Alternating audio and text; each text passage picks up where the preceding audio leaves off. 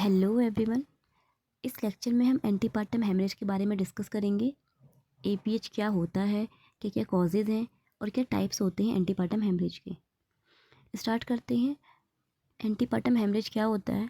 APH is defined as bleeding occur after 28 weeks of gestation but before the delivery of the fetus. अगर 28 weeks के बाद और foetus की delivery होने से पहले ब्लीडिंग होती है तो उसको हम एंटीपार्टम हेमरेज बोलते हैं। मैंने क्या बोला कि एंटीपार्टम हेमरेज एक ऐसी कंडीशन होती है जिसमें ब्लीडिंग होती है 28 वीक्स के बाद और फीटस की डिलीवरी होने से पहले। अब ये जो ब्लीडिंग है ये क्यों हो रही है, क्या कॉज है? तो सबसे फर्स्ट कॉज है प्लेसेंटल ब्लीडिंग। अगर मदर जो फीमेल है उसमें क्या है, प्लेसेंटा प्रीविया या एब्रेप्शियो प्लेसेंटा वाली कंडीशन है तो ब्लीडिंग हो सकती है। ठीक है। नेक्स्ट है अननोन, जो इसका एक कॉज इसका अननोन कि हमें नहीं पता कि ब्लीडिंग क्यों हो रही है। नेक्स्ट है extra placental cause. Extra placental cause जैसे सर्वाइकल पॉलिप्स हो गया। सर्वाइकल पॉलिप्स में क्या होता है, जो सर्विक्स की लाइनिंग होती है वहाँ पे इरेगुलर ग्रोथ होनी स्टार्ट हो जाती है, उसको हम बोलते हैं सर्वाइकल पॉलिप्स। तो उसकी वजह से ब्लीडिंग हो सकती है। अगर सर्विक्स में कोई कैंसर है तो उसकी वजह से ब्लीडिंग हो सकती है, या फिर कोई लोकल ट्रॉमा है। लोकल ट्रॉमा होने की वजह से क्या है, वहाँ पे टीयरिंग हो गई है जिसकी वजह से ब्लीडिंग हो रही है। तो ये क्या थे कॉजेज़ थे। अगर हम बात करें एपीएच के टाइप्स की तो मेनली एपीएच के दो टाइप्स होते हैं। फर्स्ट है प्लेसेंटा प्रीविया एंड सेकंड है एब्रेप्शियो प्लेसेंटा। इन दोनों के बारे में ही हम डिस्कस करेंगे। फर्स्टली हम एब्रेप्शियो प्लेसेंटा के बारे में डिस्कस करेंगे कि प्लेसेंटा प्रीविया के बारे में डिस्कस करेंगे कि प्लेसेंटा प्रीविया क्या होता है। तो प्लेसेंटा प्रीविया क्या है? Is a condition in which placenta is implanted partially or completely in lower uterine segment. Usually placenta is situated in upper uterine segment.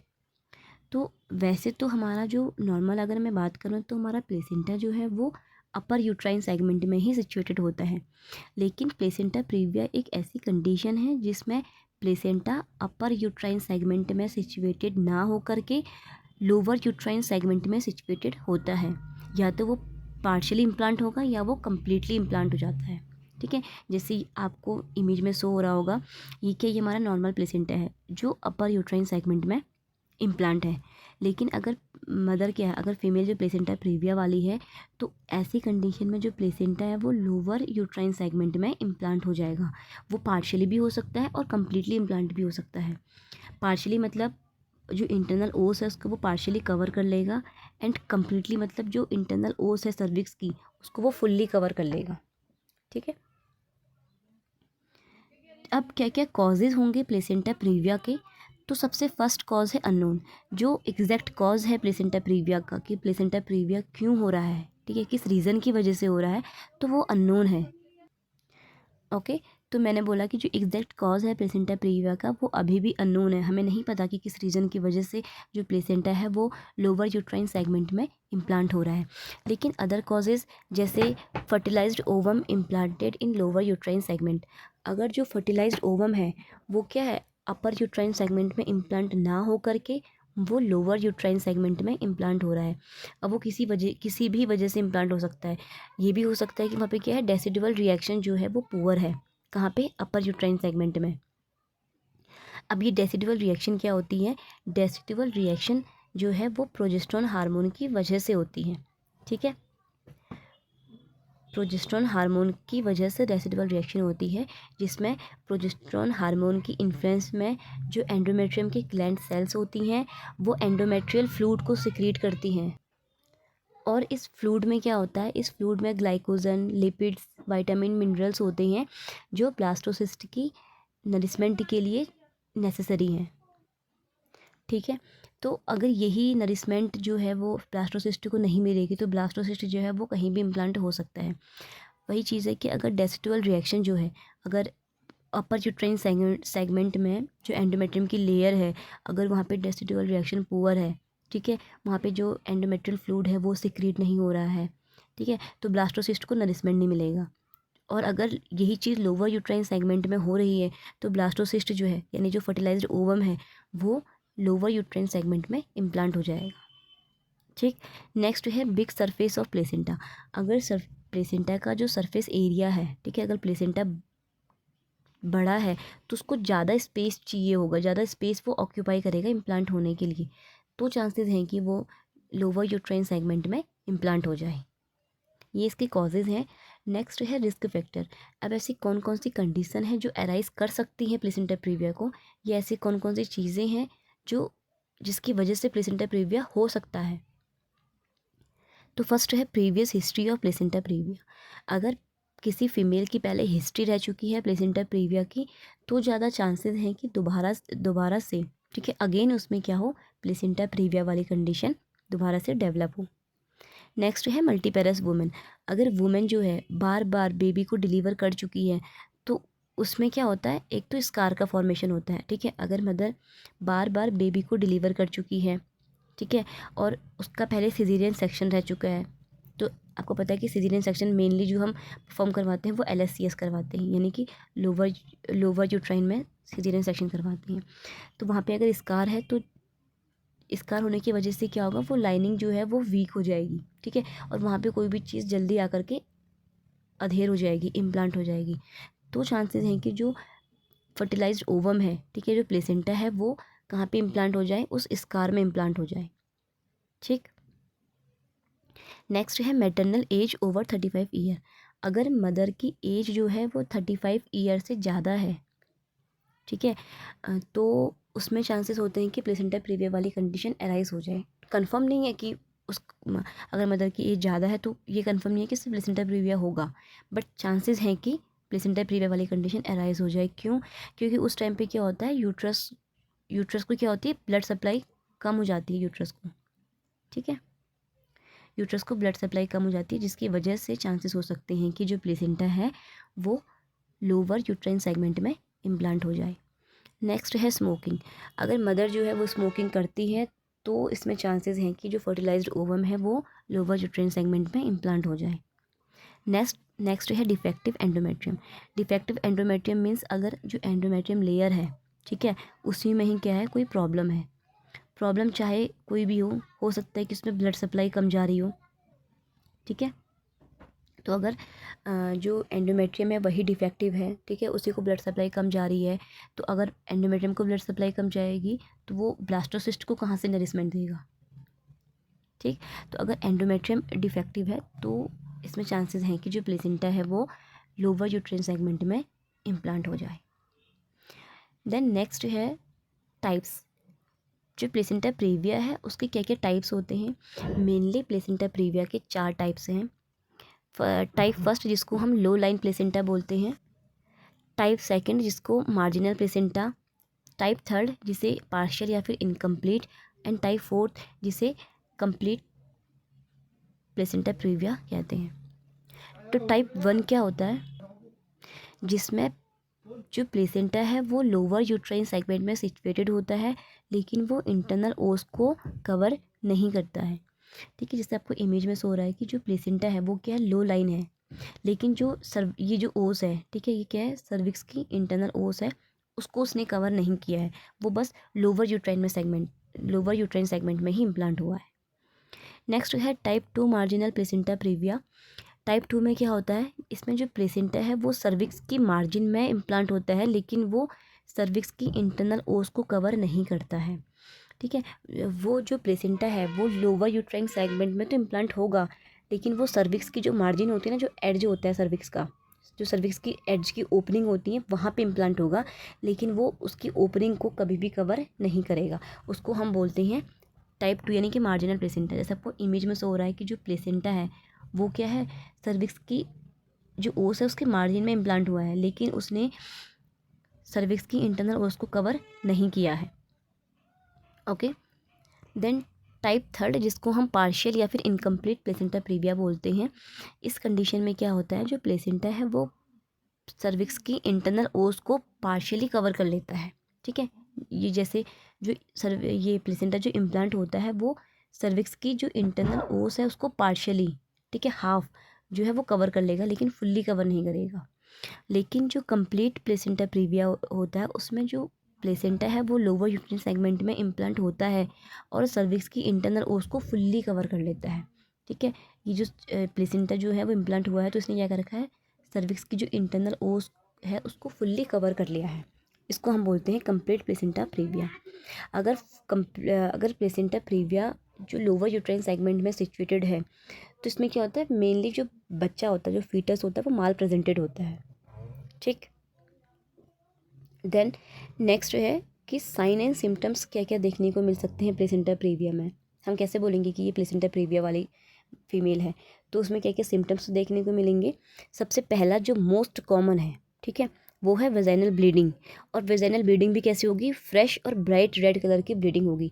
ये प्लेसेंटा प्रीविया का मोस्ट कॉमन साइन है जो देखने को मिलेगा, जिसमें जो ब्लीडिंग होगी वो कैसी होगी, फ्रेश होगी और ब्राइट कलर की ब्लीडिंग होगी। ठीक है, उसको हम बोलते हैं, तो ये है वजाइनल ब्लीडिंग जो फ्रेश और ब्राइट रेड कलर की होगी। नेक्स्ट है जो ब्लीडिंग हो रही है वो sudden, bleeding is sudden in onset, वो ब्लीडिंग जो है वो अचानक से होगी। ठीक है, मदर को पता ही नहीं चलेगा कि उसको ब्लीडिंग हो रही है, ब्लीडिंग होगी अचानक से। ठीक, नेक्स्ट जो ब्लीडिंग होगी वो कैसी होगी, पेनलेस होगी, इसमें मदर को पेन नहीं होगा। ठीक है, ये भी एक मोस्ट कॉमन साइन है। इसमें क्या होता है कि प्लेसेंटा प्रीविया में मदर को ब्लीडिंग होती है। देखो वेजाइनल ब्लीडिंग जो है वो बहुत सी कंडीशन में भी हो सकता है कि एब्रप्शन प्लेसेंटा वाली कंडीशन हो, उसमें भी तो ब्लीडिंग होती है। लेकिन प्लेसेंटा प्रीविया में जो ब्लीडिंग होती है वो कैसी होती है, पेनलेस होती है। ठीक, और जो ब्लीडिंग है वो रिकरेंट होगी, मतलब बार बार फीमेल को ब्लीडिंग होगी। Starting amount of bleeding is then starting small amount of bleeding then gradually increase. Starting में जो फीमेल को ब्लीडिंग होगी वो क्या होगी, स्मॉल अमाउंट में ब्लीडिंग होगी। ठीक है, हो सकती है स्पॉटेड या लाइट ब्लीडिंग हो, लेकिन टाइम के अकॉर्डिंग वो क्या होगी, बढ़ती चली जाएगी, ग्रेजुअली वो इंक्रीज होती चली जाएगी। ठीक है, यूट्रस फील सॉफ्ट, इसमें क्या होगा, यूट्रस जो है वो सॉफ्ट फील होगा। सॉफ्ट फील क्यों होगा, क्योंकि यूट्रस से क्या हो रही है, ठीक है, जो यूट्रस है उससे क्या हो रही है, ब्लीडिंग हो रही है, तो यूट्रस सॉफ्ट होगा। अगर यूट्रस से अगर ब्लीडिंग नहीं हो रही होती, ब्लीडिंग अंदर ही एक्यूमुलेट हो रही होती, तो जो यूट्रस है वो कैसा होता है, टेंडर या फिर हार्ड फील होता। ठीक है, लेकिन इसमें क्या होती है, इसमें ब्लीडिंग हो रही है तो फीमेल का जो यूट्रस है वो कैसा होगा, सॉफ्ट फील होगा। ठीक है, एंड इसमें क्या होता है, एक साइन और है कि प्लेसेंटा प्रीविया में क्या होती है, जो एफएचएस होती हैं, यानी कि जो फीटल हार्ट साउंड है वो कैसी होती हैं, गुड, यानी कि फीटल में कोई प्रॉब्लम नहीं होती, फीटल हार्ट साउंड जो है वो ओके, ठीक रहेंगे। नेक्स्ट, हम कैसे डायग्नोस कर सकते हैं प्लेसेंटा प्रीविया वाली कंडीशन को। सबसे पहले हम हिस्ट्री कलेक्ट करेंगे, मदर से पूछेंगे कि आपको पहले तो ये कंडीशन प्लेसेंटा प्रीविया वाली कंडीशन नहीं थी। ठीक है, आपकी एज कितनी है, ओके, सारी जो भी हिस्ट्री है मदर की वो उससे लेंगे। आप स्मोकिंग तो नहीं करती हो, आप कितने बेबी को पहले डिलीवर कर चुकी हो, जितनी भी हिस्ट्री है वो सारी मदर से लेंगे। नेक्स्ट फिजिकल एग्जामिनेशन करेंगे, जिसमें हमें जो यूट्रस है वो सॉफ्ट फील होगा। ठीक है, यूट्रस सॉफ्ट फील होगा। नेक्स्ट है अल्ट्रासाउंड करेंगे, चाहे हम इसमें टीवीएस करें यानी कि ट्रांस वेजाइनल अल्ट्रासाउंड करें या फिर ट्रांस एब्डोमिनल अल्ट्रासाउंड करें। ठीक है, इसमें क्या होगा, हम अल्ट्रासाउंड इसलिए करते हैं ताकि हमें पता चले कि जो प्लेसेंटा प्रीविया में जो प्लेसेंटा लोअर यूट्राइन सेगमेंट में इम्प्लांट हुआ है उस वो कौन से टाइप का है, टाइप 1 है, टाइप 2 है, टाइप 3 है या टाइप 4 है। ये चेक करने के लिए कि प्लेसेंटा लोअर यूट्राइन सेगमेंट में इम्प्लांट हुआ है उसने कितने एरिया को कवर किया है, वो चेक करने के लिए। ठीक है, इंटरनल उसको उसने कितना कवर किया है। नेक्स्ट है पर वेजाइनल एग्जामिनेशन इज कॉन्ट्राइंडिकेटेड। ठीक है, कभी भी अगर प्लेसेंटा प्रीविया वाली फीमेल है तो उसमें हम पीवी जो है वो नहीं करते हैं, पर वेजाइनल एग्जामिनेशन हम नहीं करते हैं। क्यों, क्योंकि पहले से ही जो प्लेसेंटा है वो लो लाइन है। ठीक है, पहले से जो प्लेसेंटा है वो लोअर यूट्राइन सेगमेंट में इम्प्लांट हुआ है और हमने क्या करा, हमने बिना अल्ट्रासाउंड करे पहले ही पर वेजाइनल एग्जामिनेशन कर दिया। तो इससे क्या होगा, प्लेसेंटा पहले से लोअर यूट्राइन सेगमेंट में इम्प्लांटेड हो रखा है, हमने पर वेजाइनल एग्जामिनेशन करा और जो प्लेसेंटा है वो क्या हो गया, अपने जो उसकी साइड थी वहाँ से क्या हो गया, वो डिटैच हो गया। इससे क्या होगा, जो ब्लीडिंग है वो और ज़्यादा अमाउंट में ब्लीडिंग हो जाएगी। ठीक है, तो इसीलिए पर वेजाइनल एग्जामिनेशन जो है वो कॉन्ट्रा इंडिकेटेड होता है। इसको हम तभी कर सकते हैं जब ओटी में हो मदर, ठीक है, ऑपरेशन थिएटर में हो, तभी हम पीवी कर सकते हैं, वरना वैसे नॉर्मली हम पर वेजाइनल एग्जामिनेशन जो है वो हम नहीं करते हैं। नेक्स्ट, वेजाइनल ब्लीडिंग से भी हम पता लग सकता है कि हमें मदर को जो है प्लेसेंटा प्रीविया वाली कंडीशन है, यानी कि उसमें क्या होगी, फ्रेश वेजाइनल ब्लीडिंग देखने को मिलेगी जो ब्राइट रेड कलर की ब्लीडिंग होगी। ठीक है, तो उससे भी पता चल सकता है। ये थे इसके टेस्ट कि हम कौन कौन से टेस्ट हैं जिससे पता चलेगा कि मदर जो है वो प्लेसेंटा प्रीविया वाली है या नहीं। ओके, देन नेक्स्ट है मैनेजमेंट। अब हम मैनेजमेंट कैसे करेंगे प्लेसेंटा प्रीविया का। अगर हमारे पास कोई फीमेल आती है प्लेसेंटा प्रीविया वाली, तो हम उसको कैसे मैनेज करेंगे। ओके, तो फर्स्टली हम क्या करेंगे, मदर का एब्डोमिनल एग्जामिनेशन करेंगे कि देखने के लिए कि यूट्रस कैसा है, सॉफ्ट है, टेंडर है, किस टाइप का है। ठीक है, ब्लड लॉस कितना हुआ है उसका हम असेसमेंट करेंगे। रिसक्सिटेशन करेंगे अगर ज़रूरत पड़ती है तो, क्योंकि इसमें क्या हो रही है, मदर को ब्लीडिंग हो रही है ज़्यादा, तो मदर शॉक में ना जाए, उससे प्रिवेंट करने के लिए हम मदर को रिसक्सिटेट करेंगे, आइदर ब्लड ट्रांसफ्यूज़ करेंगे या फिर हम आईवी सॉल्यूशंस देंगे। ठीक है, नेक्स्ट अल्ट्रासाउंड करेंगे ये चेक करने के लिए कि प्लेसेंटा जो है वो कहाँ पे, लोअर सेगमेंट में कहाँ पे इम्प्लांट हुआ है। उसके बाद हम इसमें दो तरीके से मैनेजमेंट करते हैं। फर्स्टली हम एक्सपेक्टेंट मैनेजमेंट करते हैं। ओके, तो फर्स्टली हम एक्सपेक्टेंट मैनेजमेंट करते हैं एंड एक्टिव मैनेजमेंट करते हैं। एक्सपेक्टेंट मैनेजमेंट हम तब करते हैं जब हमें प्रेगनेंसी एक्सक्लूड नहीं करवानी है, मतलब हमें प्रेगनेंसी अभी टर्मिनेट नहीं करनी है, तो हम एक्सपेक्टेंट मैनेजमेंट करते हैं। ठीक है, ये हम तब करेंगे जब मदर 37 वीक से कम की होगी, मदर जो है वो डायनेमिकली स्टेबल होगी, यानी कि जो मदर के वाइटल्स हैं वो स्टेबल होंगे। ठीक है, मदर में ज़्यादा ब्लीडिंग नहीं हो रही होगी, शॉक नहीं होगा, और अगर मदर हीमोडायनेमिकली स्टेबल होगी तो, अगर मदर में कोई ब्लीडिंग नहीं है तो, और जो फीटल हार्ट साउंड है अगर वो गुड है, ठीक है, फीटल हार्ट साउंड जो है वो ठीक है, तो ये कंडीशन है जिसमें हम एक्सपेक्टेंट मैनेजमेंट करते हैं। ठीक, इसमें हम प्रेगनेंसी को टर्मिनेट नहीं करवाते हैं, प्रेगनेंसी को कंटिन्यू करते हैं। किस कंडीशन में, अगर फीमेल 37 वीक से कम की है, वो हीमोडायनेमिकली स्टेबल है, कोई ब्लीडिंग नहीं हो रही है और फीटल हार्ट साउंड ठीक है, तो हम क्या करेंगे, प्रेगनेंसी को टर्मिनेट नहीं करवाएंगे, वेट करेंगे 37 वीक और उससे ज़्यादा का। जैसे ही 37 वीक जैसे ही मदर 37 वीक या 37 वीक को क्रॉस करती है, तो हम सिजेरियन सेक्शन परफॉर्म करेंगे, क्योंकि प्लेसेंटा प्रीविया एक ऐसी कंडीशन है जिसमें हम नॉर्मल वेजाइनल डिलीवरी कंडक्ट नहीं करवा सकते हैं, हमें सिजेरियन सेक्शन ही करवाना पड़ेगा। ठीक है, तो हम वेट करेंगे 37 वीक या उससे ज़्यादा हो जाए, ताकि जो बेबी है, जो फीटस है, वो फुल्ली डेवलप हो जाए। ठीक है, वो उसमें जो मैच्योरिटी है वो मैच्योर हो जाए बेबी, उसका हम वेट करेंगे। जैसे ही 37 वीक कंप्लीट होते हैं तो हम सिजेरियन सेक्शन परफॉर्म करवा देंगे। एक्टिव मैनेजमेंट क्या है, एक्टिव मैनेजमेंट में क्या है, हमें एमरजेंसी उसका ट्रीटमेंट करने की ज़रूरत है, हम वेट नहीं कर सकते किसी भी चीज़ का। तो हम एक्टिव मैनेजमेंट तब करते हैं जब मदर हीमोडायनेमिकली अनस्टेबल होगी। ठीक है, मदर के वाइटल्स जो होंगे वो फ्लक्चुएट करेंगे, मदर जो है वो हीमोडायनेमिकली अनस्टेबल होगी, मदर के वाइटल्स फ्लक्चुएट करेंगे। ठीक है, मदर शॉक में जाएगी। नेक्स्ट है, अगर मदर जो है उसकी जेस्टेशन एज जो है, यानी कि वो 37 वीक से ज़्यादा है, ठीक है, उसकी जो प्रेगनेंसी है वो 37 वीक से ज़्यादा की है, ब्लीडिंग जो है वो कंटिन्यूस है, ब्लीडिंग स्टॉप नहीं हो रही है, मदर को ब्लीडिंग हो रही है, और जो फीटल हार्ट साउंड है वो कैसे हैं, नॉन एश्योरिंग, मतलब पता नहीं चल रहा है कि फीटल हार्ट साउंड अच्छे हैं, गुड हैं या कैसे हैं। ठीक है, और फीटल में कोई एबनॉर्मलिटीज़ है, तो इस कंडीशन में हम वेट नहीं करेंगे, हम सीधे सिजेरियन सेक्शन परफॉर्म करा देंगे।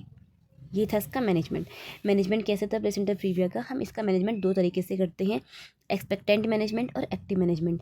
एक्सपेक्टेंट मैनेजमेंट में हम वेट करते हैं कि जो मदर है वो क्या हो, 37 वीक या 37 वीक को क्रॉस कर ली। एक्सपेक्टेंट मैनेजमेंट में हम तब करते हैं जब मदर 37 वीक से कम की हो, हीमोडायनेमिकली स्टेबल हो, कोई ब्लीडिंग ना हो रही हो, और फीटल हार्ट साउंड जो है वो ठीक हो, तो हम 37 वीक और 37 वीक से ज़्यादा का वेट कर सकते हैं। लेकिन जैसे ही वो 37 वीक को क्रॉस करती है, देन हमें सिजेरियन सेक्शन परफॉर्म करना पड़ेगा।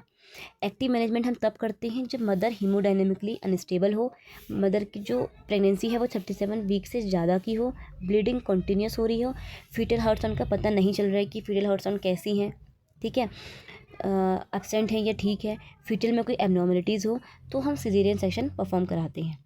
तो हम वेट नहीं करते, हम सीधे सी सेक्शन करवाते हैं। उसके बाद क्या क्या कॉम्प्लिकेशन हो सकते हैं प्लेसेंटा प्रीविया के, तो प्रेगनेंसी के टाइम पे, ठीक है, तो फर्स्टली है प्रेगनेंसी के टाइम पे क्या क्या कॉम्प्लिकेशन हो सकती हैं। फर्स्ट है माल प्रेजेंटेशन। माल जो फीटस है वो माल प्रेजेंटेड होगा, क्यों, क्योंकि प्लेसेंटा जो है वो पहले से ही लोअर यूट्राइन सेगमेंट में सिचुएटेड है, तो फीटस में क्या होगी, माल प्रेजेंटेशन देखने को मिलेगी, उसमें सिफेलिक प्रेजेंटेशन नहीं होगी। ठीक है। नेक्स्ट है शॉक। एक्सेसिव ब्लीडिंग होने की वजह से जो मदर है वो क्या होगी, शॉक में चली जाएगी। ठीक है। और प्रीटर्म लेबर भी हो सकता है।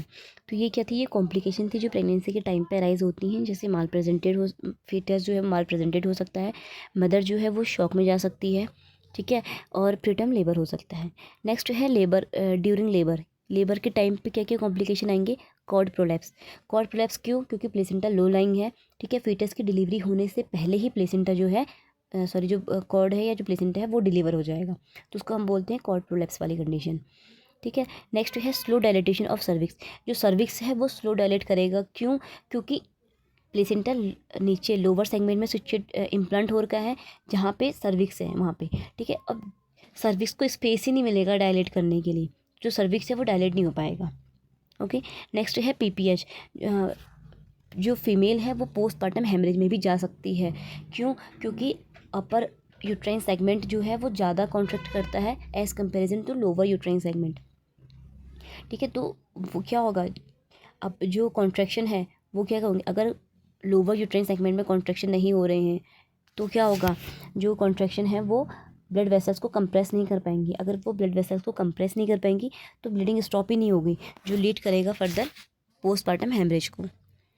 फिर परप्यूरम के टाइम पे क्या क्या कॉम्प्लिकेशन देखने को मिल सकती हैं, इसमें एनीमिया, ज़्यादा ब्लड लॉस होने की वजह से, ब्लीडिंग होने की वजह से मदर एनीमिक हो सकती है। ओके। नेक्स्ट एम्बोलिज्म देखने को मिल सकता है। ठीक है। सेप्सिस देखने को मिल सकता है, क्योंकि जहाँ से ब्लीडिंग हो रही है, ठीक है, वो क्या है, जो ब्लड वेसल्स हैं वो ओपन है, वहाँ से क्या होगा, ईजिली जो इन्फेक्शन है वो ट्रांसमिट हो सकता है। कोई भी एयर है या फिर कोई भी फॉरेन पार्टिकल हैं वो एंटर हो सकती हैं। ये थे इनके कॉम्प्लिकेशन। आज के लेक्चर में हमने क्या पढ़ा कि एंटीपार्टम हेमरेज क्या होता है, क्या क्या कॉजेज़ होते हैं, टाइप्स क्या होते हैं एंटीपार्टम हेमरेज के। मेनली मैंने आपको 2 टाइप्स बताए थे, प्लेसेंटा प्रीविया एंड अब्रप्शियो प्लेसेंटा। इस लेक्चर में मैंने सिर्फ प्लेसेंटा प्रीविया के बारे में ही डिस्कस किया है। एब्रप्शियो प्लेसेंटा के बारे में मैं नेक्स्ट वीडियो में डिस्कस करूँगी। सो आज की वीडियो में बस इतना ही। आई होप कि आपको ये वीडियो समझ आई होगी। Thank you.